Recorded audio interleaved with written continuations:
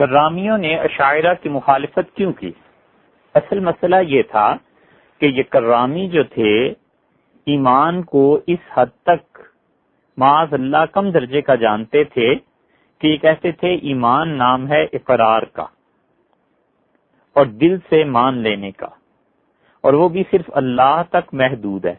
یعنی کوئی آدمی اگر دل سے اللہ کا اقرار کرتا ہے، مانتا ہے، تو بس یہ اس کا ایمان کافی ہے. تصدیق کر دے، اقرار کر لے زبان سے تو بہت اچھا ہے، نہ کرے نہ صحیح. اور باقی جو دین کی ضروریات ہیں اگر ان کا انکار کر دے تو وہ انسان پھر بھی مسلمان ہی ہے. اور اسی طرح ان کرامیوں نے اس معاملے میں اتنا مبالغہ کیا کہ انہوں نے کہا اللہ نے جو ایک مرتبہ عالم ازل میں ایک عہد لیا تھا جس کا قرآن کریم میں ذکر ہے کہ اللہ نے فرمایا الستو بربکم، کیا میں تمہارا پروردگار نہیں ہوں؟ قالوا بلا، لوگوں نے کہا اللہ کیوں نہیں؟ تو وہ کہتے تھے کہ یہ جو اللہ نے پوچھا ہے اور انسانوں نے اس کا جواب دیا ہے یہ قیامت تک باقی رہنے والی چیز.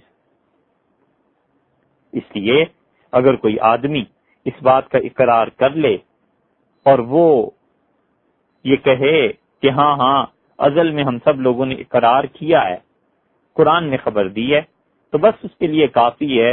اس کے بعد چاہے وہ کفر بکتا پھرے، وہ آدمی کبھی بھی ایمان سے نہیں نکل سکتا، اس لیے کہ اس نے ایک بار پیدائش سے بھی پہلے اقرار کر لیا تھا. یہ خرافات تھی ان کے نزدیک، ایمان کی یہ قدر و قیمت تھی ان کے ہاں. تو جب اس سلسلے میں اشاعرہ نے کرامیہ کو کہا کہ یہ بات درست نہیں ہے تو انہوں نے اشاعرہ پر الزام رکھا اور انہوں نے کہا کہ تم بھی تو کہتے ہو کہ جب کوئی آدمی مر جاتا ہے تو اس کے ہوش و حواس ختم ہو جاتے ہیں. بات تو صحیح ہے. جب ایک آدمی مر گیا، میت آپ کے سامنے رکھی ہے، آپ اس سے کوئی بات کریں، کوئی جملہ بولیں یا اس کے جسم کو کاٹا جائے تو اس میں حس نہیں ہے، شعور نہیں ہے، وہ بول نہیں سکتا. تو کہتے تھے جب وہ نہ محسوس کرتا ہے نہ اس کے پاس علم ہے تو تمہارے نزدیک ایمان دل سے تصدیق کرنے کا نام ہے، تو اب اس سے پوچھو نہ وہ دل سے تصدیق کر سکتا ہے، اس لیے کہ مر گیا، ختم ہو گیا، اس کا دل بھی مر گیا. تو اب وہ انسان تمہارے نزدیک اشاعرہ مسلمان نہیں رہا. اور ہوتے ہوتے انہوں نے کہا یہاں تک کہ رسول اللہ صلی اللہ علیہ وسلم پہ جب وفات کی کیفیت ہوئی تو معاذ اللہ وہ اپنی رسالت کے منصب سے ہٹا دیے گئے. یہ ہے اشاعرہ تمہارا قول. یہ کرامیوں نے الزام کی خاطر اور اپنے آپ کو بچانے کی خاطر یہ کہا، حالانکہ اشاعرہ کا مسلک اور پوری امت کا مسلک یہ رہا، کیا ماتریدیہ اور کیا اور. یہ جب مستقل بحث آئے گی تو اس موقع پہ بھی انشاءاللہ کچھ نہ کچھ عرض کریں گے کہ وہ سب کہتے تھے کہ عندنا رسول اللہ صلی اللہ علیہ وسلم حی، ہمارے نزدیک رسول اللہ صلی اللہ علیہ وسلم قبر اطہر میں زندہ ہے اور ان میں احساس ہے اور ان میں علم ہے اور صلاۃ و سلام امتیوں کا ان تک پہنچایا جاتا ہے. تو اشعری رحمت اللہ علیہ پہ یہ الزام تھا اور اس کی بڑی اچھی مثال امام سبکی رحمت اللہ علیہ نے دی ہے. انہوں نے کہا اشاعرہ پر کرامیہ کا یہ الزام ایسے ہی تھا جیسے ایک آدمی یہ کہتا ہے، اور یہ مثال غور سے سننی چاہیے، یہ پچھلے 100-150 سال سے یہ جو پورے عالم میں حنفیوں کو بدنام کرتے ہیں نا کہ حنفیوں کا یہ مسلک ہے، حنفیوں کا یہ مسلک ہے، حنفی اس کتاب میں یہ لکھتے ہیں، حنفی اس کتاب میں یہ لکھتے ہیں، ان کے مکر کی اصل یہ مثال ہے جو امام سبکی رحمت اللہ علیہ نے طبقات الشافعیۃ الکبریٰ میں اور اس کی بھی 3 جلد میں یہ مثال بیان کی ہے. پڑھیں 3 جلد کو تاکہ صفحہ نمبر کا بھی پتہ چلے. سارا کام ہم لوگ ہی کریں، خود بھی تو مطالعہ کرنا چاہیے. حنفیت کو بدنام کرنا اور حنفی فقہا ان پر تہمتیں لگانا، اس کی بہت اچھی مثال یہ سبکی رحمت اللہ علیہ کہتے ہیں کہ اس کی مثال ایسی ہی ہے جیسے ایک آدمی کہتا ہے کہ حنفیوں کے نزدیک جب کوئی آدمی سفر کر رہا ہو اور سفر کی حالت میں اسے پانی نہ ملے تو وہ شراب سے وضو کر لے، یہ جائز ہے. اس سے کسی نے پوچھا یہ پوچھے کہ بھئی حنفیوں نے یہ کہاں کہا ہے کہ سفر میں اگر پانی نہ ملے تو شراب سے وضو کر لو، تو وہ آگے سے یہ کہتا ہے کہ حنفی نبیذ سے وضو کو جائز جانتے ہیں یا نہیں، کہ بتاؤ۔ مسئلہ فقہ کا یہ ہے کہ ایک آدمی سفر کر رہا ہے، پانی نہیں ملتا اسے، تو پانی کے اوصاف میں سے کوئی وصف بدل جائے، مثلا کھجوریں اس میں ڈبو دی تھی اور اس میں کھجوروں کی مٹھاس آ گئی، رنگ آ گیا کچھ، تو پانی اپنے اصل حکم سے بدل گیا نا، کیونکہ اس میں مٹھاس آ گئی، تو اب یہ شربت ہو گیا، پانی نہیں رہا۔ تو حنفی فقہا نے کہا کہ تیمم کی بجائے اس سے وضو کر لے۔ تو یہ آدمی کہتا ہے کہ جب تم اس شربت کا نام نبیذ ہے، وہ کہتا ہے کہ جب تم نبیذ سے وضو کو جائز قرار دیتے ہو، اور دیکھو نبیذ اگر اسے گرم کر لیا جائے، کھولا دیا جائے اور اس میں یا اسے رکھ دیا جائے اور اس میں بلبلے پیدا ہو جائیں تو یہ شراب بن جائے گی۔ تم اس شراب کو کہتے ہو کہ وضو اس سے کر لیں، یہ جائز، یہ پینے سے نبیذ کے جب وہ رکھی رہی اور اس میں بلبلے پیدا ہو گئے تو اس میں نشہ آ گیا، تم اس نبیذ سے کہتے ہو کہ وضو کرنا جائز ہے، تو اس میں بھی نشہ ہے اور شراب میں بھی نشہ ہے، کیونکہ دونوں جگہ نشہ قدر مشترک ہے، کامن چیز ہے، اس لیے تمہارا یہ خیال ہے کہ اگر کسی آدمی کو سفر میں پانی نہیں ملا تو وہ شراب سے وضو کر لے، تم نبیذ کہتے ہو، وہی شراب ہے وہی نبیذ ہے، فرق ہی کیا؟ یہ ہے وہ مکر۔ اب کہاں شراب، کہاں نبیذ، کہاں شربت، اور شربت کو کھلایا جائے پھر اس کے بعد کہیں جا کر اس میں بو پیدا ہو، یا اس میں پھر شراب کی جو حرمت کی علت ہے وہ پیدا ہو اور اس میں نشہ پیدا ہو، یہ بات کی بات ہے۔ اس طرح تو ہر حلال چیز کو حرام کیا جا سکتا ہے۔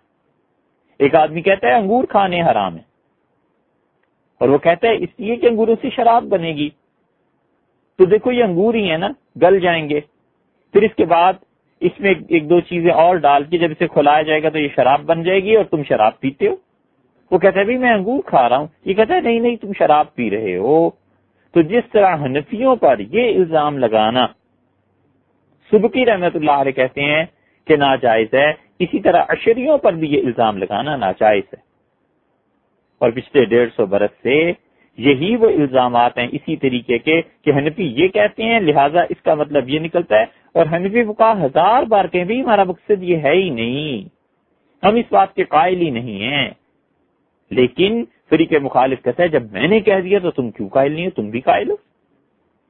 ایک آدمی صحیح عقیدے کا اقرار کرتا ہے، ایک اور مثال دیکھ لیجئے، وہ کہتا ہے میں ان سب چیزوں کو مانتا ہوں، اللہ کو ذات و صفات میں یکتا جانتا ہوں، حضور اقدس صلی اللہ علیہ وسلم کی رسالت، نبوت، ختم نبوت سب کا اقرار کرتا ہوں، اور دوسرا کہتا ہے کہ تم کافر ہو۔ وہ کہتے ہیں اور کیا چیز ہے جو ایمان ہے؟ تم جو کہو وہ مانتا ہوں، کہتے ہیں نہیں تم پھر بھی کافر ہو۔ یہ ہے اس انسان کا فعل جسے مرنے کا احساس نہ ہو اور اسے پتہ نہ ہو کہ اللہ کے ہاں جھوٹ پر اور دوسروں کو متہم کرنے پر کیا کیا سزائیں دی جائیں گی، اور اللہ کے ہاں پیشی اور ان الزامات کو ثابت کرنا کتنا مشکل ہوگا۔ جب مرے گا تب پتہ چلے گا کہ اشاعرہ پر الزام اور حنفیوں پر الزامات یہ کتنے مہنگے پڑے تھے۔ اس وقت زبان ہلا دی اور بظاہر فتح ہو گئی، مگر اللہ کے ہاں پہنچ کے جب حساب و کتاب ہوا تو معلوم ہوا کہ عمر بھر جھوٹ میں گزری اور لوگوں کو ستاتے، تنگ کرتے، لوگوں کی شخصیات کو متہم کرتے اور لوگوں پہ الزامات لگانے میں زبان تیز تھی، اس سے زیادہ کچھ حاصل نہیں کیا۔ اسی طرح جب انہوں نے یہ الزام لگایا کہ اشعریوں کا، اشاعرہ رحمہم اللہ کا مذہب یہ ہے کہ حضور اقدس صلی اللہ علیہ وسلم قبر مبارک میں وہ نبی نہیں رہے اور وفات کے بعد رسالت ان کی ختم ہو گئی، تو انہوں نے کہا ومن قال ھذا کان کاذبا، جو ہمارے متعلق یہ کہتا ہے وہ جھوٹ بکتا ہے، وکان قولہ بہتانا، اور اس کی یہ بات، یہ جملہ بہت بڑا بہتان ہے جو ہم پہ لگایا جاتا۔ اشاعرہ پر ایک اور الزام لگا، اور امام ابو الحسن اشعری رحمۃ اللہ علیہ کے ماننے والے جو مشرق و مغرب میں پھیلے ہوئے ہیں اور تھے، انہیں کہا گیا کہ تم اشعری یہ کہتے ہو کہ اللہ تعالی اطاعت کرنے والوں کو، ایمان والوں کو، ان کے ایمان اور ان کے اعمال پر ثواب نہیں دے گا، اور جو کفر اور خدا کی نافرمانی کرتے ہیں ان کو کفر اور ان کے معاصی گناہوں کی وجہ سے عذاب نہیں ہوگا۔ تو شاعرہ نے صاف انکار کیا، انہوں نے کہا ہم انسانوں کے اعمال کی جزا و سزا مانتے ہیں۔ کیسے نہیں مانتے بھئی؟ اللہ نے قرآن میں کہا جزاء بما كانوا يعملون، یہ وہ جزا ہے جو ہم نے لوگوں کو دی ہے ان کے اعمال کی۔ اور اللہ تعالیٰ نے فرمایا ذالک جزیناہم بما کفروا، اور ہم نے یہ سزا دی ہے لوگوں کو کیونکہ زندگی میں یہ کفر کر کے آئے ہیں۔ اور اللہ نے کہا ہے کہ جزاء من ربک عطاء حسابا، تیرے پروردگار کی طرف سے انہیں ان کے اعمال کا بدلہ دیا جائے گا، اور ایسی عطا، ایسی مہربانی ہے۔ اور اللہ نے کہا کذالک نجزی من شکر، اور جو ہمارا شکر ادا کرتا ہے اس بندے کو ہم اسی طرح اس کے شکر کا بدلہ دیا کرتے ہیں۔ تو انہوں نے کہا کہ یہ کون کہتا ہے ہمارے متعلق یہ جھوٹا الزام لگاتا ہے کہ ہم اللہ کے فضل اور اللہ کے عذاب سے پہلے آدمی کے نیکی اور گناہ کے کاموں کا انکار کرتے ہیں۔ انہوں نے کہا اصل مسئلہ یہ ہے کہ معتزلہ نے کہا اللہ کے ذمے یہ واجب ہے کہ اطاعت کرنے والوں کو جنت دے، اور جو خدا کے نافرمان ہیں انہیں جہنم دے، یہ خدا کے ذمے ضروری ہے۔ اہل سنت والجماعت میں سے اشعری، ماتریدی رحمہم اللہ وکسر اللہ سوادہم، انہوں نے کہا کہ دیکھو بھئی اللہ نے اپنی مخلوق تو پیدا کیا ہے، ساری کائنات اور بادشاہی اس کی ہے، حکم آج بھی اور قیامت میں اسی کا چلے گا، اسی کے قبضہ قدرت میں ہے کہ اپنے بندوں کو جیسے چاہے رکھے، اور جس کو وہ چاہے جہنم میں پھینک دے اس کو کوئی نہیں پوچھ سکتا۔ اس اللہ کا اپنی مخلوق کے ساتھ ایسا معاملہ نہیں ہے کہ اس کے ذمے کوئی چیز واجب ہو گئی ہے، ضروری ہو گئی، اور آخرت کے انعامات سے جسے سرفراز فرمائے کوئی اس کے اختیار میں خدا کے دخل نہیں دے سکتا۔ ہاں یہ بات ہے کہ ایمان والوں کو ثواب ملے گا، اللہ نے اس کا جنت کا وعدہ کیا ہے، اللہ کی بات سچی ہے، تو لہٰذا ایمان والوں کو ثواب ملے گا۔ اور اسی طرح جنہوں نے گناہ کیا اور غلطی کی انہیں بھی عذاب ملے گا۔ لیکن یہ جو تم کہتے ہو کہ خدا کے ذمے لازم ہو گیا ہے، کوئی چیز اس کے ذمے لازم نہیں ہوئی، کیونکہ اللہ نے کہا ہے فعال لما یرید۔ دوسری طرف ان آیات کو بھی تو دیکھو، اللہ نے فرمایا ہم جو چاہیں سو کریں، لا یسأل عما یفعل، اس سے کوئی نہیں پوچھ سکتا، وہ جو چاہے کرے۔ وہ اگر چاہے کہ فرعون کو جنت میں لے جائے تو قیامت میں کوئی ہے جو اللہ کے ہاں جا کر روک سکے؟ اور معاذ اللہ خدا کی قدرت میں حائل ہو جائے کہ خدا اس کو جہنم میں مت بھیج، جنت میں مت بھیج۔ اور بڑے سے بڑے مطیع اور فرما بردار کو اللہ اگر ڈانٹ دے تو کوئی کہہ سکتا ہے کہ خدا اس کو مت ڈانٹ، تیرا عتاب ان پہ نازل نہ ہو؟ اللہ اللہ ہے اور مخلوق مخلوق ہے، بندے بندے ہیں اور خدا خدا ہے، دونوں کے درمیان کوئی ایسا تعلق نہیں ہے کہ جس کی وجہ سے وہ اللہ عز و جل مجبور ہو جائے۔ تو اشاعرہ نے کہا کہ جو اس کے علاوہ کوئی چیز کہتا ہے وہ کتاب و سنت کی مخالفت کرتا ہے۔ اللہ نے جنت کی خبر دی ہے، اور اللہ نے کہا ہے کہ الذی احلنا دار المقامت من فضلہ، جنت ہم نے دی ہے لوگوں کو اور فضل فرمایا ہے۔ تو دیکھو ان آیات کو بھی تو سامنے رکھو، اس کا مطلب یہ ہے کہ اعمال سے بھی، انسانوں کے اعمال سے بھی بڑھ کر ایک چیز ہوگی اور وہ اللہ کا فضل ہے، اور ادھر جن لوگوں نے کفر اور جو حرکتیں کی ہیں ان سے بھی بڑھ کے ایک چیز ہے اور وہ اللہ کا عدل ہے۔ تو ہمیں اعمال کو بھی دیکھنا ہے اور دوسری طرف ان آیات کو بھی دیکھنا ہے جہاں اللہ نے کہا ہے کہ جنت میں لوگ میرے فضل سے جائیں گے۔ تو اس کا مطلب یہ ہوا کہ انسانوں کے اعمال اپنی جگہ پر ہونے چاہیے، مگر جب تک اللہ کا فضل شامل حال نہ ہو، خدا ان اعمال کو قبول نہ کرے، محض اعمال کی بنیاد پر کوئی شخص بھی جنت میں نہیں جا سکتا۔ اب اس کی آسان مثال سمجھ لیں، جو شاعرہ اور ماتریدیہ رحمہم اللہ کہتے ہیں کہ جیسے ٹرین، پلین، کوئی چیز چلتی ہے تو گراؤنڈ میں ایک آدمی گارڈ ہے وہ جھنڈی ہلاتا ہے، اور ایک ڈرائیور ہے وہ چلتا ہے۔ گارڈ جھنڈی ہلاتا رہے، ڈرائیور کچھ نہیں کر سکتا اگر نہیں ہے تو۔ جھنڈی ہل رہی ہے، ڈرائیور نہیں ہے، کچھ نہیں ہو سکتا۔ اور ڈرائیور بیٹھا ہوا ہے، جب تک جھنڈی نہیں ہلے گی اور جب تک اسے سگنل نہیں ملے گا کہ ایئرپورٹ یا ٹرین کا ٹریک کلیئر ہے، تم چلو، اس وقت تک کیسے ممکن ہے؟ تو دونوں کا آپس میں تعلق ہے.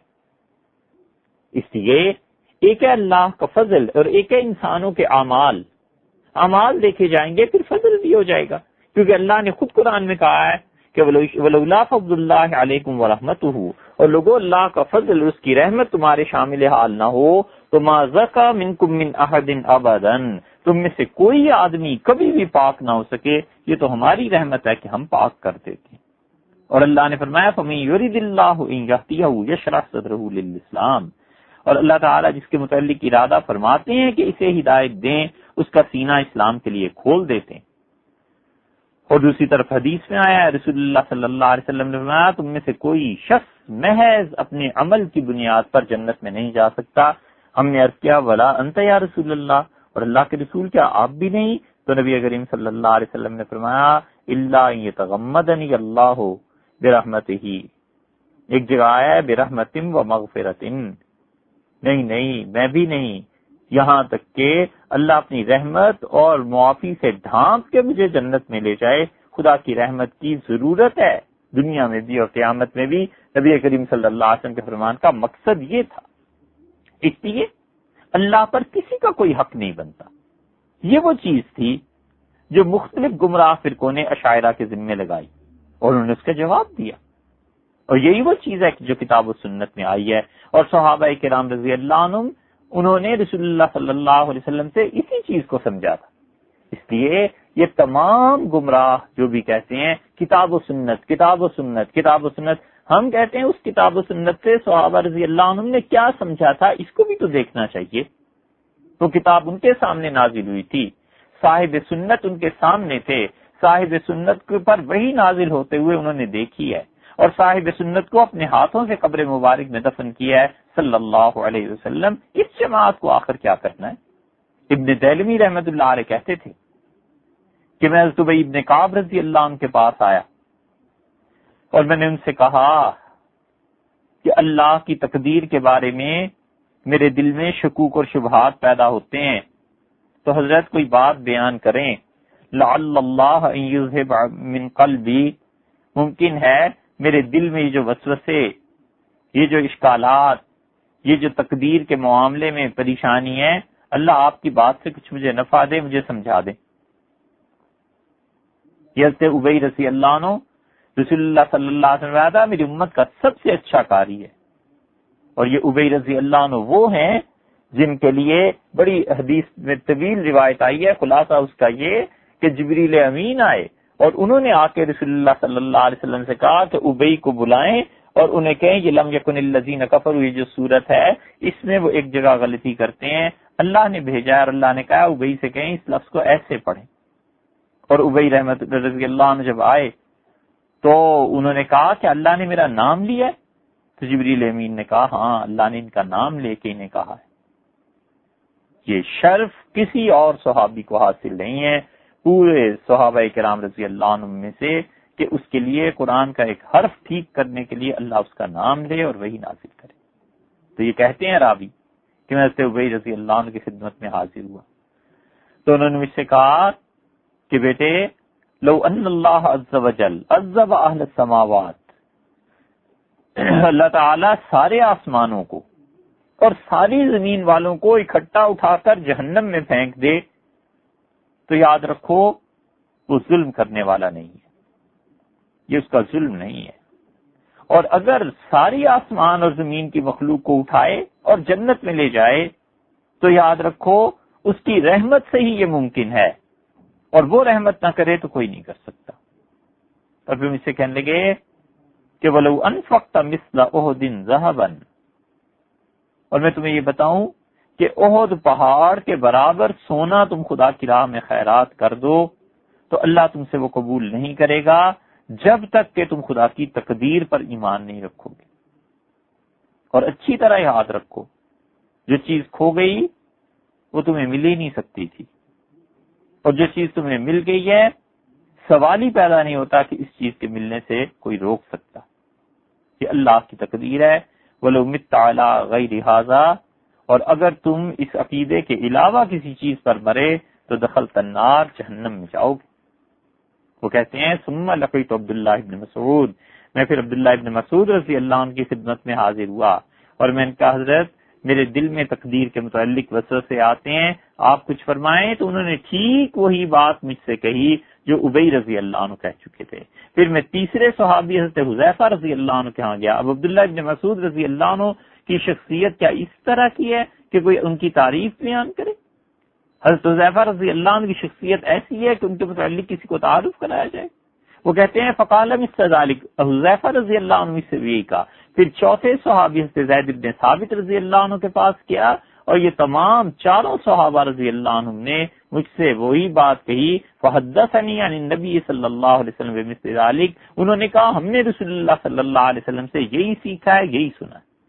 اب کر لیں اس تقدیر کے مسئلے کو کتاب و سنت سے ثابت، نکال دے درمیان سے صحابہ کرام رضی اللہ عنہم کو، تو پھر کیا عقیدہ باقی رہ جاتا ہے؟ اس لیے ہم کہتے ہیں کہ اہل سنت والجماعت کے ہاں عقیدہ صرف کتاب و سنت کا نام نہیں، بلکہ اس سے جو کچھ صحابہ کرام رضی اللہ عنہ نے سمجھا ہے اور پھر ان میں سے خلفائے راشدین رضی اللہ عنہ نے سمجھا ہے، وہ ہے جو عقیدے کی بنیادوں میں سے ایک بنیاد ہے۔ اسی لیے حضور اقدس صلی اللہ علیہ وسلم سے حضرت حذیفہ رضی اللہ عنہ روایت کرتے ہیں کہ نبی کریم صلی اللہ علیہ وسلم نے تقدیر کے معاملے میں سختی سے یہ بات ارشاد فرمائی کہ دیکھو لوگ ایسے بھی آئیں گے جو کہیں گے تقدیر کسی چیز کا نام نہیں، یہ اس امت کے مجوسی ہیں، بت پرست ہیں، اگر یہ بیمار ہو جائیں تو ان کی عیادت کو نہ جانا، اور اگر یہ مر جائیں تو ان کے جنازے میں نہ جانا۔ فَإِنَّهُمْ شِيَعَةُ الدَّجَّالِ، یہ دجال کے شیعہ ہیں، دجال کی جماعت ہے، یہ دجال کا مقدمہ یعنی دجال سے کچھ پہلے آنے والے لوگ ہیں، دجال کی پارٹی ہے۔ دجال کے بارے میں جتنی بھی روایات آئی ہیں نا، ان میں رسول اللہ صلی اللہ علیہ وسلم نے چند ایک باتیں ایسی کہی ہیں جو آدمی اس دنیا میں آنکھیں کھول کے اور کان کھول کے جیتا ہو وہ خود اپنی آنکھوں سے دیکھ لے گا۔ نبی کریم صلی اللہ علیہ وسلم نے بتایا تھا کہ دجال کے آنے سے پہلے اس دنیا میں بہت بڑی تعداد میں ایسے بچے پیدا ہوں گے جن کے والد کو کوئی نہیں جانتا ہوگا، کچھ پتہ نہیں ہوگا ان کا باپ کون ہے اور کون نہیں، آپ خود ہی اندازہ کر لیجئے۔ اور نبی کریم صلی اللہ علیہ وسلم فرمایا تھا کہ دجال کے آنے سے پہلے اس کی پارٹی کے لوگ ایسے ہو جائیں گے، ایسے لوگ دنیا میں ہوں گے جو کہیں گے خدا کی تقدیر کوئی چیز نہیں ہے۔ یہ جملہ تو اب عام سننے میں کئی جگہ ملتا ہے کہ یہ تقدیر کیا، آدمی خود ہی اپنی تقدیر بناتا ہے۔ لگ جائے گا پتہ بھائی، ان ساری باتوں کا آنکھیں بند ہونے دو بس۔ اور نبی کریم صلی اللہ علیہ وسلم فرمایا کہ جب تم ایسے لوگ ملیں گے وَحَقٌّ عَلَى اللَّهِ إِن يُلْحِقَهُم بِهِ، اللہ کا حق بنتا ہے کہ ان لوگوں کا آخری حصہ، ان لوگوں کا آخری گروہ وہ دجال کے ساتھ جا کر مل جائے۔ پھر اسی طرح اشاعرہ وہ اللہ تعالیٰ کا کلام مانتے ہیں، اب بھی مانتے ہیں، پہلے بھی مانتے تھے، ان پر الزام لگایا گیا کہ یہ کہتے ہیں حضرت موسیٰ علیہ السلام نے اللہ کا کلام نہیں سنا، حالانکہ اللہ نے کتاب اپنی میں کہا قرآن میں وَكَلَّمَ اللَّهُ مُوسَىٰ تَكْلِيمًا، اللہ تعالیٰ نے باتیں کی ہیں حضرت موسیٰ علیہ السلام سے۔ اور اشاعرہ کا یہ مذہب، ان کا عقیدہ ہے کہ اللہ تعالیٰ نے حضرت موسیٰ علیہ السلام کو اس وقت اپنا کلام سنایا بغیر کسی واسطے کے، بغیر کسی فرشتے کے۔ لیکن قدریہ جو گمراہ فرقہ تھا ان کے مطابق یہ ہو نہیں سکتا تھا، وہ کہتے تھے اللہ کا کلام مخلوق ہے، قرآن مخلوق ہے، تباہ ہو جانے والی چیز ہے۔ ایک ہے یہ روشنائی، ایک ہے کاغذ، ایک ہے اس کی جلد جس کو ہم دیکھتے ہیں، قرآن کریم پڑھتے ہیں، یہ بلا شبہ مخلوق ہے، اگر معاذ اللہ کوئی آگ میں ڈالے گا تو جل جائے گا، پانی میں بہا دیجئے بہہ جائے گا، مگر ایک ہے اللہ کا وہ کلام جو اس نے اپنے فرشتوں کو دیا، اور نبی کریم صلی اللہ علیہ وسلم کے پاس فرشتے لے کے آئے، وہ جو خدا کے اس کلام کی صفت ہے وہ مخلوق نہیں۔ اور حضرت موسیٰ علیہ السلام نے اللہ کا کلام سنا اور وہ درخت سے بظاہر آ رہا تھا، حضرت موسیٰ علیہ السلام وہاں گئے ہیں، لیکن یہ مطلب نہیں ہے کہ وہ درخت بول رہا تھا، معاذ اللہ یہ قدری کہتے تھے کہ وہ درخت بول رہا تھا۔ اگر درخت بول رہا تھا تو وہ تو پھر کلام درخت کا ہوا، اللہ کو تو نہ ہوا۔ یہ تھے امام ابو الحسن اشعری رحمۃ اللہ علیہ. اللہ تعالی نے انہیں قبولیت سے نوازا، اللہ نے ان کے مسلک کو پھیلایا، یہاں تک کہ ان پر بھی وہ وقت آیا جو ہر آنے والے پر آتا ہے، اور ابو الحسن اشعری رحمۃ اللہ علیہ کا انتقال 330 ہجری میں ہوا. اور پھر ابو الحسن اشعری رحمۃ اللہ علیہ کے ماننے والے، ان کے پیروکار اہل سنت والجماعت دنیا میں پھیلے. آہستہ آہستہ ان کے شاگرد، ان کی کتابیں پھیلنی شروع ہوئیں، پوری دنیا ان کی کتابوں سے اور ان کے اصحاب سے بھر گئی. عراق، خراسان، شام، افریقہ اور جہاں جہاں مسلمان بستے تھے، ابو الحسن اشعری رحمۃ اللہ علیہ نے جو کچھ چیزیں عقیدے میں طے کر دی تھی، لوگوں نے انہیں اپنا لی. بنو بویہ کا عہد آیا. یہ بنو بویہ ایسی ان کی حکومت تھی جیسے ہمارے ہاں مغلوں کی حکومت تھی، تغلق، خلجی وغیرہ وغیرہ ان کی حکومتیں تھیں. اور اس زمانے میں معتزلہ نے پھر اپنا زور دکھانا شروع کیا، لیکن ایک واسطے سے جو امام ابو بکر باقلانی ابو الحسن اشعری رحمہ اللہ کے شاگرد تھے، ناصر السنہ، اللہ نے اس دین کی مدد کی. باقلانی رحمۃ اللہ علیہ کھڑے ہو گئے. ان کا بیان، ان کی تقاریر، ان کی کتابیں اور ان کی بحث و مباحثے، یہ سب ایسی چیزیں تھیں جنہوں نے اشعریہ کے طریقے کو افریقہ میں پھیلا دیا. اور امام باقلانی رحمۃ اللہ علیہ نے ان دیار میں اپنے شاگردوں کو بھیجا. ابو عبداللہ حسین بن عبداللہ بن حاتم ازدی، انہیں شام بھیجا اور کہا کہ عقیدہ جو منضبط ہو چکا ہے، جو ہمارے استاد، ہمارے شیخ ابو الحسن اشعری رحمۃ اللہ علیہ نے کہا اور میں نے اپنے اساتذہ سے سنا، اس عقیدے کو بتاؤ کہ یہ ہے عقیدہ اصل میں جو کتاب و سنت اور صحابہ کرام رضی اللہ عنہ سے ثابت. پھر ان کے شاگرد قیروان گئے، الجزائر، افریقہ کے دور دراز علاقوں میں، مغرب میں پورے ائمہ جو تھے، یہاں تک کہ وہ اسپین پہنچے. پھر وہ سسلی گئے، ابن ابی زید، ابو عمران فارسی، ابو الحسن قادسی، ابو الولید ابن باجی، ابو بکر بن العربی، یہ سب کے سب لوگ ایسے تھے جنہوں نے اشعریوں کے عقیدے کو اپنایا اور انہوں نے اس کو نشر کیا. حجاز میں ان کے شاگرد ابو ذر حلوی گئے. ان سب لوگوں نے براہ راست یا ایک ایک واسطے سے امام ابو الحسن اشعری رحمۃ اللہ علیہ کی تعلیمات سے فائدہ اٹھایا.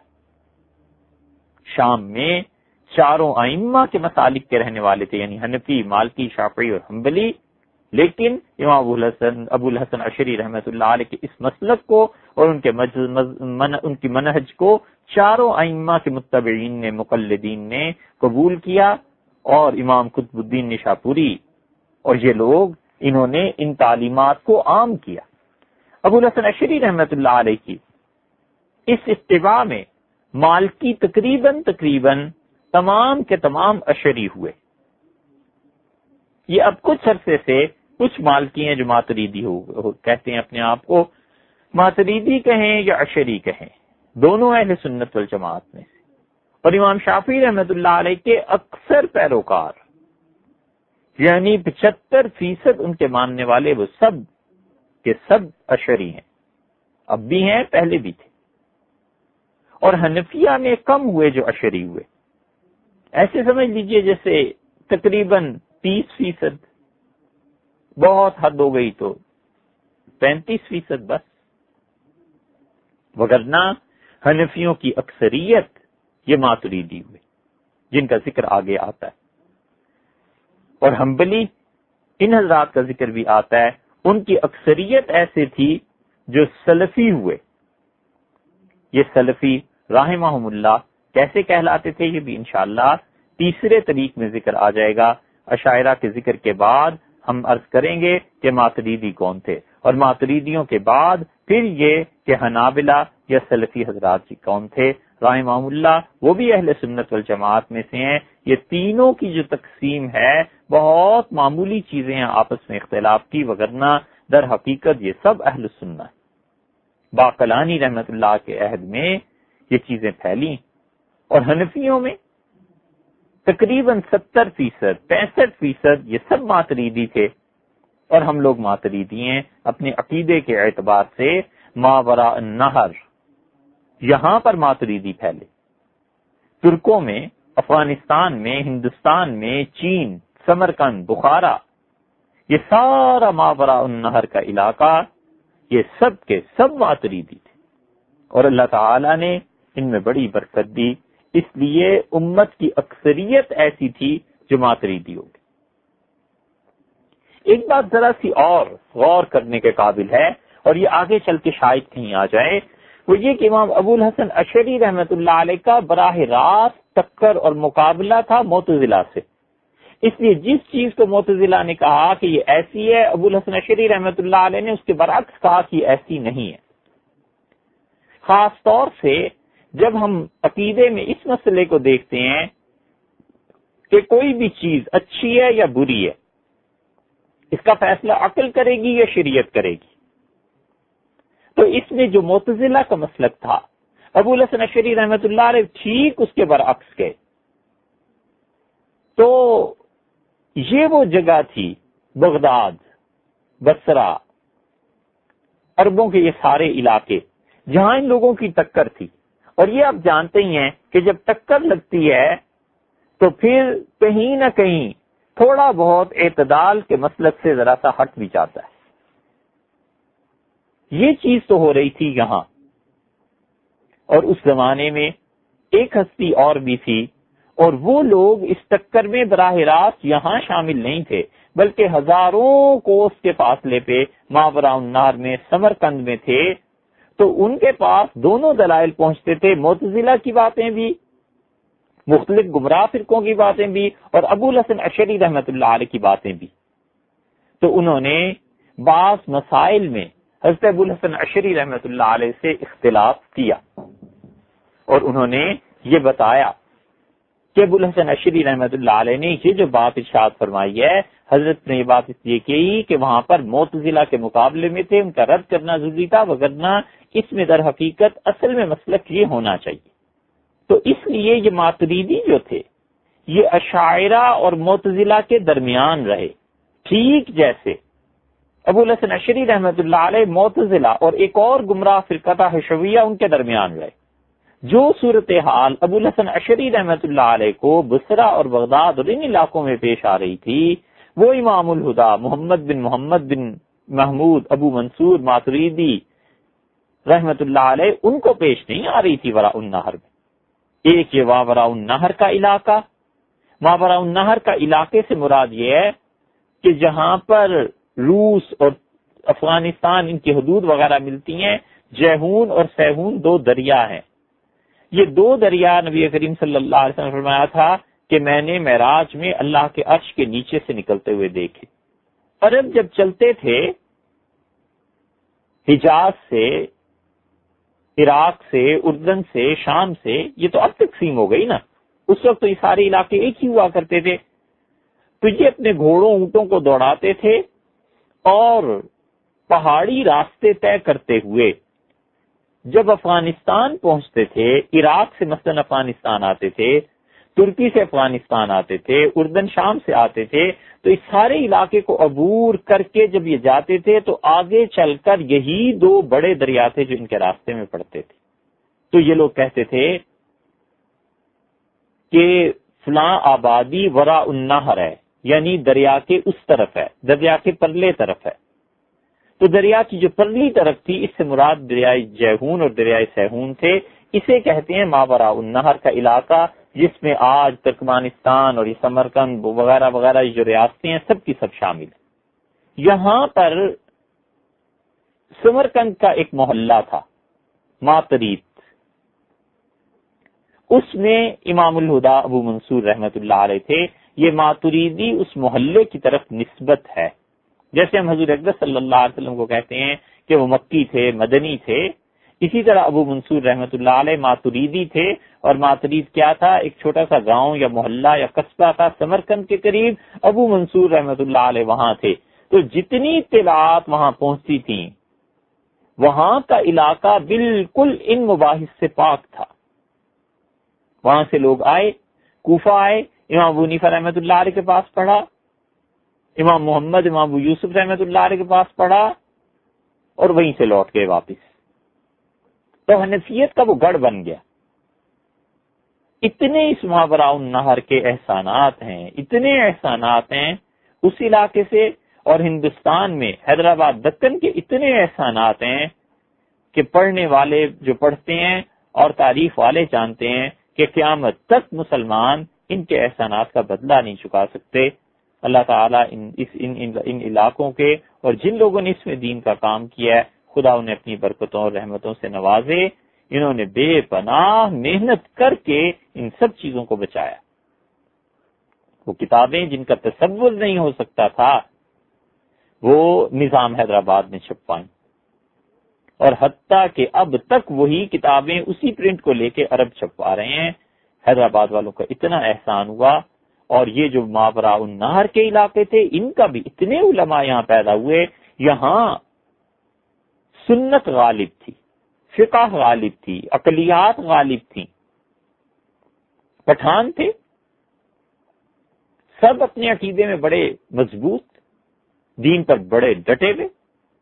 تو یہ لوگ یہاں بیٹھ کر تنقید کرتے تھے، تو انہوں نے جو احادیث اور کتاب و سنت سے چیزیں تھیں اور صحابہ کرام رضی اللہ عنہم سے، انہیں ان کا حق دیا، اور جو عقل کی باتیں تھیں عقل کو اپنے مقام پر رکھا۔ تو اس لیے یہ جو ماتریدیہ تھے، امام ابو منصور ماتریدی رحمۃ اللہ علیہ کے شاگرد، اور پھر ان کے شاگرد، اور پھر ان کے شاگرد، حتیٰ کہ ہم سب ماتریدی جو ہیں، ہم نے اشاعرہ کی چیزیں بھی دیکھی، معتزلہ کی چیزیں بھی دیکھی، اور امام ابو منصور رحمۃ اللہ علیہ نے فیصلہ فرمایا کہ اس میں یہ چیز زیادہ حق کے قریب ہے، یہاں ذرا سی معتزلہ سے مخالفت کی وجہ سے اپنے مقام سے ہٹ کے بات ہو گئی۔ کل ایسے مسائل چھوٹے بڑے ملائے جائیں تو تقریباً 50 کے قریب بنتے ہیں، لیکن بنیادی طور پر وہ 4-5 مسائل ہی ہیں۔ انشاءاللہ جب بحث آگے چلے گی تو ان کی تشریح ہم کریں گے کہ اشاعرہ اور معتزلہ میں، اشاعرہ اور ماتریدیہ میں کس جگہ پر پہنچ کر فرق پڑ گیا۔ وگرنہ امام ابو الحسن اشعری اور امام ابو منصور ماتریدی رحمت اللہ علیہم یہ دونوں اہل سنت والجماعت کے امام ہیں۔ پوری دنیا کی مشرق، مغرب، شمال اور جنوب جہاں کہیں کوئی اہل سنت والجماعت کا فرد ہے وہ در حقیقت انہی کے طے کردہ عقیدے کے مطابق ہے، اور ان کا کوئی عقیدہ نہیں ہے۔ انہوں نے کتاب، سنت اور صحابہ کرام رضی اللہ عنہ کی تشریحات سے جو کچھ سمجھا ہے انہوں نے ضبط کر کے دے دیا۔ اور ان سے بھی پہلے اور ان کے معاصرین میں ایک ہستی امام ابو حنیفہ رحمۃ اللہ علیہ کی تھی، جن کا ذکر آتا ہے، جنہوں نے فقہ اکبر لکھی، اور پھر امام شافعی رحمۃ اللہ نے عقیدے کی بحث کی، اور ان کا سب سے بڑا وکیل اور نمائندہ وہ امام طحاوی رحمۃ اللہ علیہ تھے۔ تو اس لیے جو ابتدا میں عرض کیا گیا تھا کہ 4 آدمی اس میدان میں اٹھے ہیں اور غالب آ گئے، چھا گئے، سب سے پہلے امام ابو حنیفہ رحمۃ اللہ علیہ، اور پھر اس کے بعد ابو الحسن اشعری رحمۃ اللہ علیہ، اور ان کے بعد امام طحاوی رحمۃ اللہ علیہ، اور ان کے بعد ابو منصور ماتریدی شیخ رحمۃ اللہ علیہ۔ یہ 4 آدمی تھے جنہوں نے عقیدے میں بے حد محنت کی، اور ان لوگوں نے تنقید کر کے رکھ دی۔ اب بات آ گئی ابو الحسن اشعری رحمۃ اللہ علیہ کے بعد ابو منصور ماتریدی رحمۃ اللہ علیہ کی۔ اتنا بڑا آدمی، اتنا صاحب علم کہ اس کی خدمات جب پھیلنا شروع ہوئی ہیں اور اس انسان کی یہ چیزیں سامنے آئی ہیں تو مشرق اور مغرب میں ماتریدی ہو گئے۔ مالکیوں نے امام ابو منصور ماتریدی رحمۃ اللہ علیہ کے مسلک کو اپنایا اور حنفیوں نے اپنایا، لیکن یہ امام ابو منصور ماتریدی رحمۃ اللہ علیہ تھے کون؟ تاریخ سے بڑی کوتاہیاں ہوئیں، اور یہ بڑے بڑے لوگ جو تاریخ کی نظر بچا کر اور نظر سے چھپ کر اپنے آپ کو بالکل گمنامی کی حالت میں لے گئے، اللہ نے ان کے اخلاص کو قبول کیا، اللہ نے ان پر فضل فرمایا، اللہ تعالیٰ نے ان کے کام میں برکت دی، اللہ نے ان کا نام پورے جگ میں روشن کر دیا، مگر یہ لوگ اتنی گمنامی کی حالت میں گئے ہیں کہ تاریخ کچھ نہیں بتاتی کہ یہ آدمی کون تھا۔ بڑے بڑے لوگ تاریخ کی نظر سے اپنے آپ کو چھپا گئے۔ ابھی کے آدمی کو لے لیجئے، کون شخص ہے جو قرآن کریم کا اردو میں ترجمہ کرے اور تفسیر لکھے اور شاہ عبد القادر صاحب محدث دہلوی رحمۃ اللہ علیہ سے بے نیاز ہو سکتا؟ کون آدمی ہے جو قرآن کو کما حق سمجھنا چاہے اور شاہ عبد القادر صاحب رحمۃ اللہ علیہ کے کوچے سے گزرے بغیر سے قرآن سمجھ میں آ جائے؟ لیکن شاہ عبد القادر صاحب محدث دہلوی رحمۃ اللہ علیہ کے حالات آپ کبھی ڈھونڈنے نکلیں تو اب تک کئی برس، شاید 30 سال ہو گئے ہمیں ان کے حالات تلاش کرتے ہوئے، لیکن ہمیں اتنا بھی نہیں ملا کہ ہم ایک صفحے سے زیادہ لکھیں، کچھ نہیں پتا چلتا۔ اتنا پتا ہے قرآن کریم کا انہوں نے ترجمہ کیا، بخاری شریف پڑھائی مولانا اسماعیل شہید رحمۃ اللہ علیہ کو، اور چند ایک اور باتیں، اس سے زیادہ کچھ پتا نہیں ہے کہ اس شخص نے زندگی کیسے گزاری، ترجمہ کیسے کیا، کیا کیا چیزیں تھیں، کچھ پتا نہیں چلتا۔ ٹھیک یہی حال امام ابو منصور ماتریدی رحمۃ اللہ علیہ کا ہے، اور مدتیں گزر گئیں، ہم چاہتے ہیں اب بھی کہ امام ابو منصور ماتریدی رحمۃ اللہ علیہ کے متعلق پتا چلے، کچھ پتا نہیں چلتا۔ ابن ندیم کی فہرست دیکھی، اور ابن ندیم نے اپنی فہرست میں کوئی چیز پیش نہیں کی۔ ابن خلقان کی وفیات العیان اس تذکرے سے خالی ہے۔ صفدی نے الوافی بالوفیات، بہت بڑا انسائکلوپیڈیا آپ سمجھ لیں وہ لکھا ہے ان افراد کے متعلق، کچھ پتا نہیں چلتا۔ سمعانی کی انصاب دیکھ لیں، اس میں کچھ پتا نہیں چلتا۔ امام ذہبی رحمۃ اللہ علیہ کو دیکھیں سیر اعلام النبلاء میں، تو امام ذہبی رحمۃ اللہ علیہ نے اس زمانے کے جو معتزلی تھے ان تک کا تذکرہ کر دیا ہے۔ بخارا میں کس کی حکومت تھی ان کا تذکرہ کر دیا ہے۔ سمرقند میں نوح بن منصور اس تک کا ترجمہ لکھا ہے، حتیٰ کہ امام الہدا ابو منصور ماتریدی رحمۃ اللہ علیہ کے شاگردوں میں بزدوی اور نصفی رحمہ اللہ تک کا تذکرہ لکھا ہے۔ نہیں لکھا تو ان کا نہیں لکھا، بالکل چند ایک سطریں۔ حافظ ابن حجر رحمۃ اللہ علیہ اسقلانی، ان کی کتابیں دیکھ لی، کہیں ابو منصور رحمۃ اللہ علیہ کا ذکر نہیں ہے۔ امام ابو منصور ماتریدی رحمۃ اللہ علیہ کو اتنا علم خدا نے دیا تھا کہ لوگ اس میں غوطے لگاتے تھے اور انہیں پتہ نہیں چلتا تھا کہ اس سمندر کی تہ کہاں پر ہے۔ تو خیال ہوا کہ بہت بڑے مفسر بھی تو تھے، سیوطی نے طبقات المفسرین لکھی ہے، اس کو دیکھ لیں، کوئی چیز ذکر نہیں کی۔ حنفیہ کی اپنی طبقات کی کتابیں، طبقات الحنفیہ،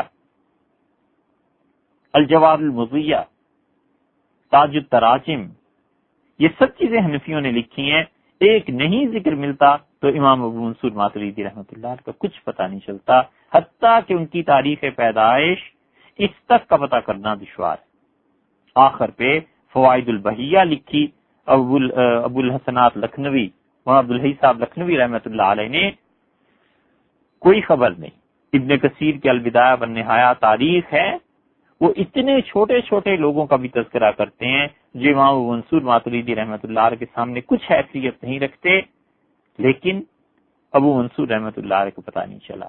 ابن اسیر، شذرات ابن عماد نے لکھی ہے، شیخ الاسلام ابن تیمیہ رحمۃ اللہ علیہ، جن کا علم ان کی عقل سے بھی کہتے ہیں کہ زیادہ ہو گیا تھا، اور انہوں نے کتنے ہی لوگوں کے تراجم لکھے ہیں، کتنے ہی لوگوں کا پر بحث کیا ہے، حتیٰ کہ ماتریدیہ کے عقائد تک پر بحث کی ہے۔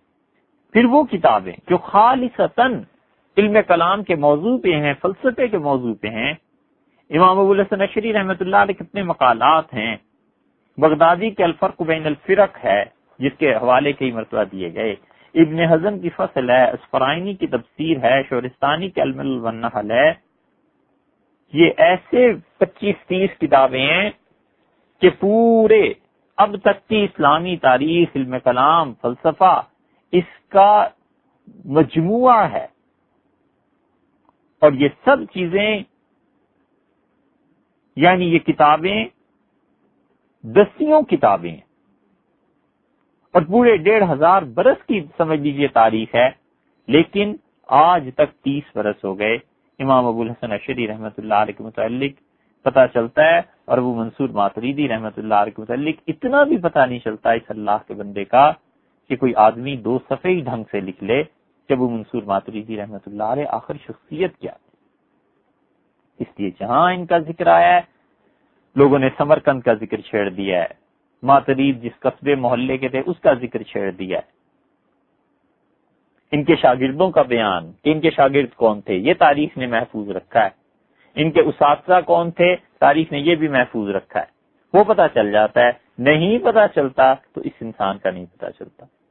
لیکن ان کو اللہ نے جن برکتوں سے نوازا ہے اس کی مثال تیسری اگر آپ کے سامنے رکھیں تو وہ مثال ہے جو حضرت صابر کلیری رحمت اللہ علیہ کی ہے۔ ان کا بھی یہی حال ہے، وہ اپنی صدی کے مجدد سلسلہ چشتیہ کے شیخ فرید الدین مسعود شکرگنج رحمت اللہ علیہ کے خلفاء میں سے تھے، اور اللہ نے اتنی برکت سے انہیں نوازا ہے کہ چشتی نظامیوں کے بعد چشتیہ صابریہ سلسلہ آج پورے بر صغیر میں اور دنیا میں جہاں خانقاہیں قائم ہو رہی ہیں اور تصوف کے ڈانڈے یہ جا کر اب ملتے ہیں حضرت سے صابر کلیری رحمت اللہ علیہ سے، مگر صابر کلیری رحمت اللہ علیہ تھے کون، کہاں سے چلے، کتنے، کب پیدائش کیا تھی، وفات کب ہوئی، ان کی تعلیمات کیا تھی، کچھ پتہ نہیں چلتا۔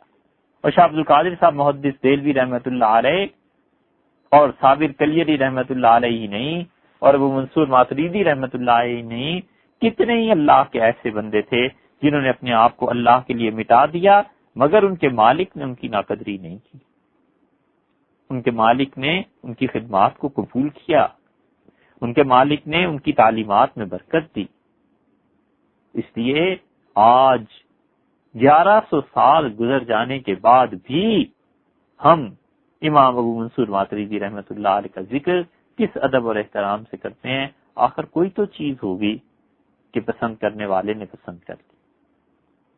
بس اتنا پتا ہے کہ محمد بن محمود ابو منصور ماتریدی سمرقندی، اور امام الہدا انہیں کہتے تھے، امام المتکلمین بھی کہتے تھے، اور اہل سنت والجماعت کے ائمہ میں گنے جاتے تھے، اور بس باقی تعریف کے کلمات بہت ہیں،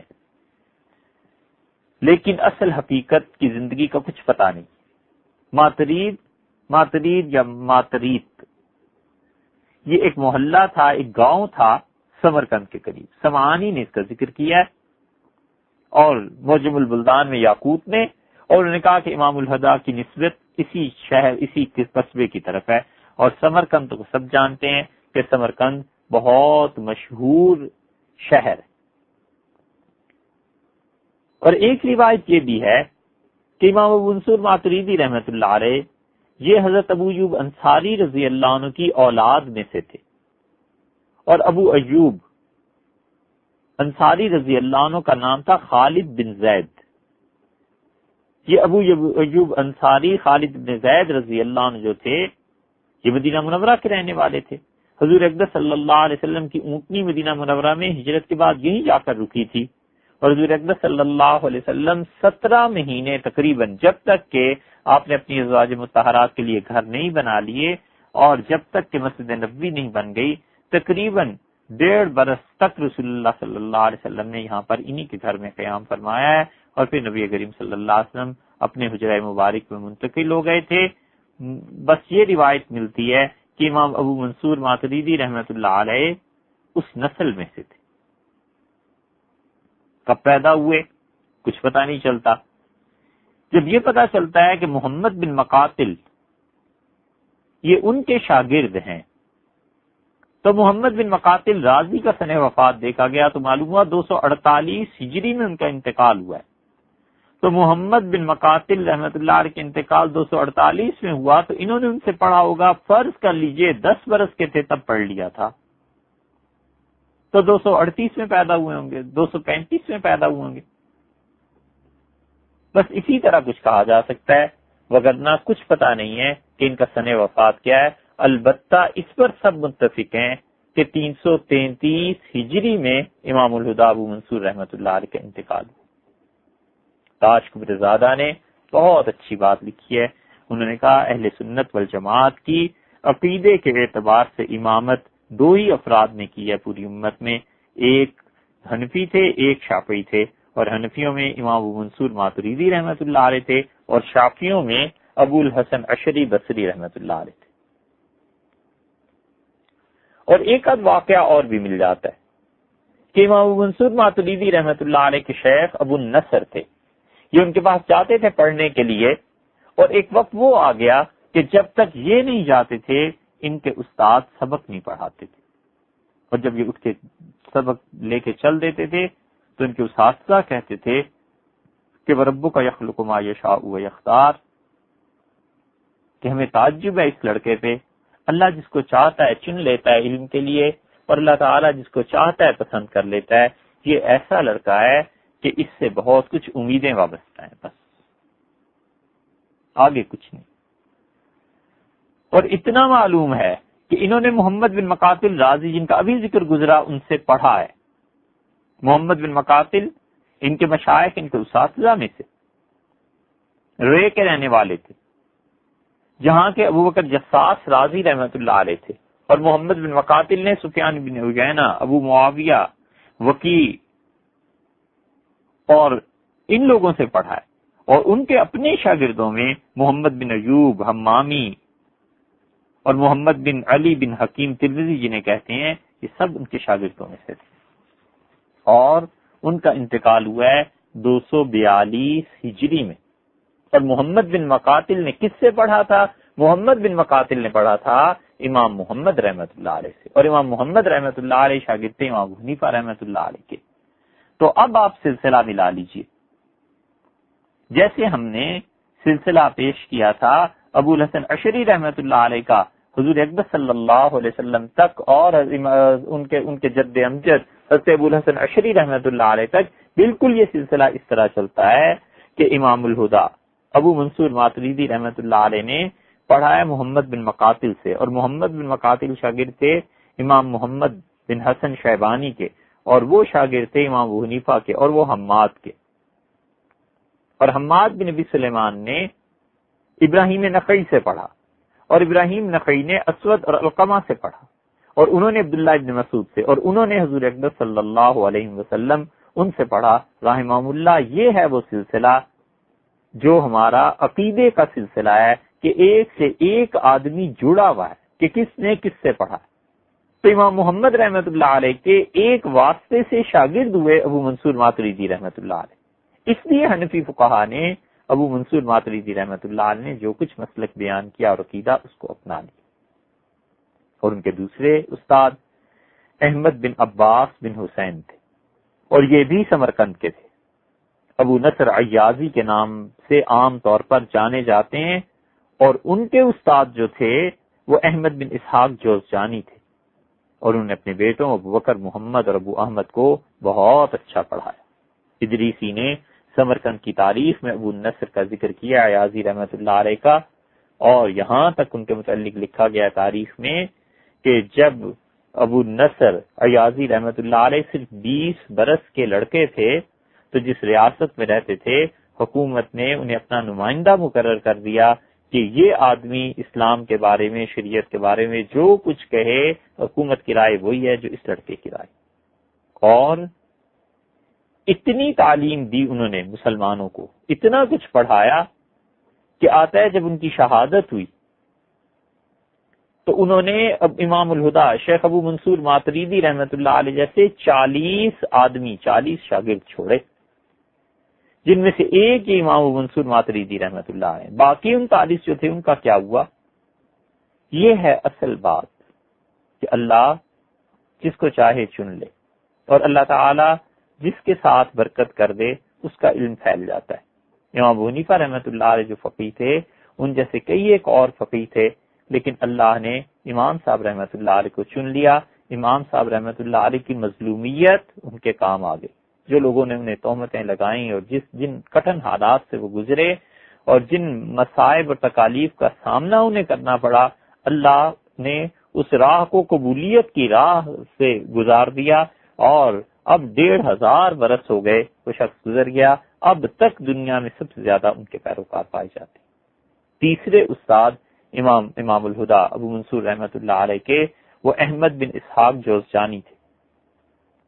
اور یہ جو ابو بکر جوزجانی ہیں جن کا کئی جگہ ذکر ملتا ہے یہ وہی ہیں. اور ان کے چوتھے استاد نصیر بن یحییٰ بلخی تھے. اور نصیر بن یحییٰ بلخی جو ہیں یہ بہت بڑے لوگوں میں سے ہیں، اور انہوں نے حنفی فقہ میں، کلام میں بہت کام کیا، خاص طور پہ حکمرانوں کے تعلقات اور جسے آپ فارن پالیسی کہتے ہیں کہ کس طرح کیا جائے گا، ان سب فقہا نے اس پر کام کیا.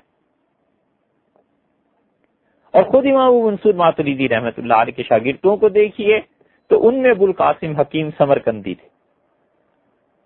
اور حکیم ابو القاسم سمرقندی نے بلخ کے مشائخ سے علم حاصل کیا تھا، اور انہوں نے بیعت بھی بلخ کے مشائخ سے کی تھی۔ یہ جو اب کہتے ہیں نا تصوف بدعت ہے اور یہ چیزیں ہیں، انہیں سوچنا چاہیے کہ یہ 3 اور 4 صدی کے ائمہ تھے، اس زمانے میں بھی یہ سلسلے جاری تھے، تو اتنے بڑے بڑے لوگوں کو پتہ نہیں چلا تھا کہ یہ سب چیزیں بدعت ہیں؟ جو پھونک کے قدم عقیدے اور عمل میں رکھنے والے تھے، انہوں نے بھی، یہ ابو القاسم حکیم سمرقندی نے تصوف جو تھا بلخ کے مشائخ سے حاصل کیا، اور فقہ اور کلام انہوں نے امام ابو منصور ماتریدی رحمۃ اللہ علیہ سے پڑھی، اور عبداللہ ابن سہل، عمر ابن عاصم، یہ سب کے سب ان کے شاگرد ہیں۔ آگے حکیم ترمذی کے نام سے، حکیم سمرقندی کے نام سے جو چیزیں آتی ہیں وہ انہی کی۔ ابو المعین رحمۃ اللہ علیہ جو کنز الدقائق کے شارح ہیں، انہوں نے نہیں، وہ اور ہیں۔ ابو معین نے کہا کہ 335 ہجری میں ان کا انتقال ہوا، اور ابو القاسم حکیم سمرقندی نے ایک چھوٹا سا رسالہ لکھا ہے السواد الاعظم۔ یہ جو رسالہ ہے تمام ماتریدیوں کے عقائد میں بہت اہمیت کا حامل ہے، بہت چھوٹا سا رسالہ ہے، اور بعد میں اس کی شروحات بھی بہت سی لکھی گئی، اور اس میں تو شبہ نہیں کہ اس رسالے کی اپنی جگہ اہمیت ہے، لیکن مستشرقین میں جو گولڈ ظہیر ہے نا، یہ کہتا ہے کہ سب سے پہلے ماتریدیوں نے یہ تصنیف لکھی، اور یہ مستشرقین کے ان جھوٹی باتوں میں سے ہے جو جھوٹ انہیں بہت لکھے ہیں۔ اس گولڈ ظہیر نے جو جھوٹ لکھے ہیں اپنی کتابوں میں، ان میں سے یہ تیسرا جھوٹ ہے۔ سب سے پہلے اس نے جھوٹ بولا ابو ہریرہ رضی اللہ عنہ پہ، پھر جھوٹ اس نے بولا شہاب زہری رحمۃ اللہ علیہ پہ، اور یہ تیسرا اس کا جھوٹ ہے۔ اس کی وجہ یہ ہے کہ ماتریدیوں کے پاس اس سے پہلے امام الہدا ابو منصور ماتریدی رحمۃ اللہ علیہ کی اپنی کتاب التوحید موجود تھی، تو ماتریدیوں کا مرجع اور مسلک کہ ہمارا عقیدہ کیا ہے وہ کتاب التوحید سے لیا گیا۔ یہ حکیم ترمذی تو بعد کے آدمی۔ اسی طرح ابو منصور رحمۃ اللہ علیہ کے ایک اور شاگرد تھے ابو الحسن علی ابن سعید رستغفن، یہ بھی ایک چھوٹا گاؤں تھا سمرقند کے قریب، وہاں کے تھے، وہ بہت بڑے مشائخ تھے سمرقند کے، جن میں ان کا شمار کیا جاتا ہے۔ اور فقہ کی کتابوں میں جو امام رستغفنی کا ذکر ہے وہ یہی ہے، اور امام رستغفنی انہوں نے باقاعدہ کتابیں لکھی، اور ایسا مقام بھی ہے جہاں انہوں نے اپنے استاد ابو منصور ماتریدی رحمۃ اللہ علیہ سے بھی ایک مسئلے میں اختلاف کیا ہے، لیکن وہ مسئلہ عقیدے سے متعلق نہیں ہے۔ وہ مسئلہ یہ ہے کہ جب مجتہد اجتہاد کرے اور اجتہاد میں غلطی ہو جائے تو پھر اس کا کیا مقام ہوتا ہے۔ پھر وہ بہت مشہور آدمی ہے امام بزدوی رحمۃ اللہ علیہ۔ یہ بزدوی جو ہیں، بزدوا ایک قصبہ تھا، ان کی طرف ان کی نسبت ہے، اور امام بزدوی رحمۃ اللہ علیہ جو ہیں وہ بھی امام ابو منصور ماتریدی رحمۃ اللہ علیہ کے شاگرد ہیں۔ پھر ابو احمد اجازی ہیں، وہ ان کے شاگرد ہیں۔ یہ ساری کی ساری چیزیں جو ہیں اس سے پتہ چلتا ہے کہ ابو منصور ماتریدی رحمۃ اللہ علیہ کے اساتذہ اور ان کے شاگرد کتنے بڑے بڑے لوگ تھے، اور ایک نہیں پتہ چلتا تو خود اس ہستی کے حالات زندگی کا نہیں پتہ چلتا، مگر اللہ نے جن برکات سے انہیں نوازا ہے اس سے اندازہ ہوتا ہے کہ یہ خدا کے کتنے پاک، کتنے نیک اور کتنے صحیح علم اور عقیدے والے آدمی تھے۔